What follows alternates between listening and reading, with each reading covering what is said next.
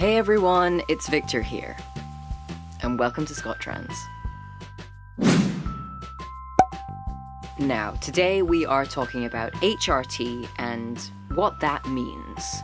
So, HRT, first of all, stands for Hormone Replacement Therapy.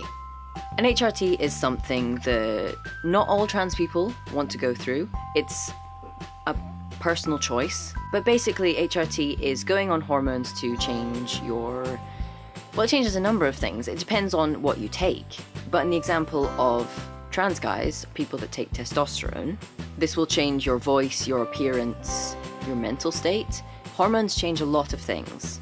People go on HRT to alleviate their dysphoria or gain more euphoria for their gender. I know much less about the effects of estrogen for people that go on estrogen instead of testosterone, but estrogen has physical changing effects.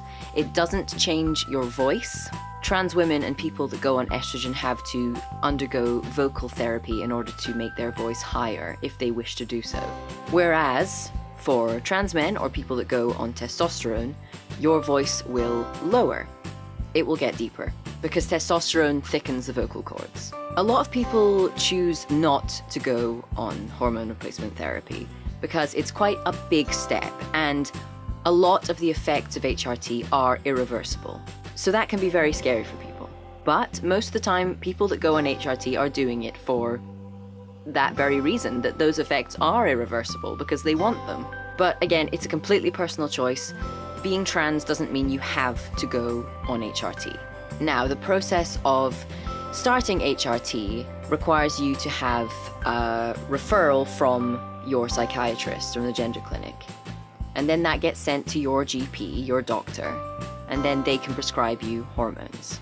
That does take a while. The process is long. You obviously have to get into the gender clinic, go through all the waiting times, I think there's 2 initial consultations where they talk about your background and everything like that, and then what you want from your transition, and then you usually get your referral after that. And that's because HRT is a big thing, and you kind of need to know if you are ready to undergo it, be that mentally, physically, or even your family and friends situation at the time.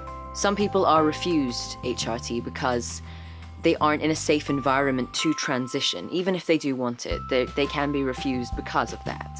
So it's a big thing. It's a big thing to undergo, but it's also, for me anyway, I think it's an absolute miracle that hormones are such incredibly strong and powerful things that they can change our appearance and the way we sound and the way we feel.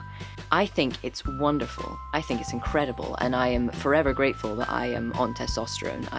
Not a day goes by when I'm not grateful. So for a lot of trans people, it is the ultimate. Getting on hormones is the big thing for a lot of trans people. For some trans people, that's enough to be on hormones. Some people then don't get surgery afterwards. Transitioning is such a personal thing. There's no tick box. Just do what you feel is right for you. Much like everything in life. But for some reason, people seem to think that's not a thing. It's like, oh no, you have to stick to the rules, I'm afraid. That is not true. You don't. Administering hormones can be done in many different ways as well. You can get injections, gel, pills. I'm trying to think on estrogen side of things, I'm not as educated about, but I'm pretty sure you can get estrogen in pill form. Correct me if I'm wrong, I know nothing about that side of HRT and I'm completely ignorant, so I'm very sorry about that. You can get implants, you can actually have, I think it's a little pellet surgically implanted under your skin that slowly releases testosterone. I know you can do that for testosterone. Not sure if you can do that for estrogen. But I get injections, and injections tend to be the kind of go-to way of administering hormones. But the lowdown is HRT on testosterone has masculinizing, wow, that's hard to say, masculinizing effects. And estrogen has feminizing effects.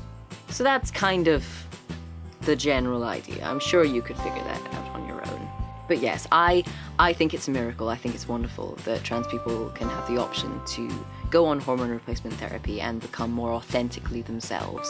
Obviously, you also get hormone blockers, which block the naturally produced hormones within your body.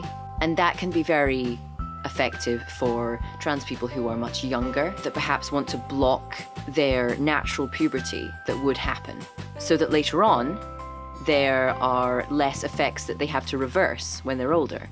That can be wonderful if trans people are aware that young and they can catch themselves just before their natural puberty and go on hormone blockers. That can be very effective. That would mean for a trans guy, if they did that when they were younger, they wouldn't have to get top surgery because they would never grow breasts. You can see why hormone blockers are a wonderful thing.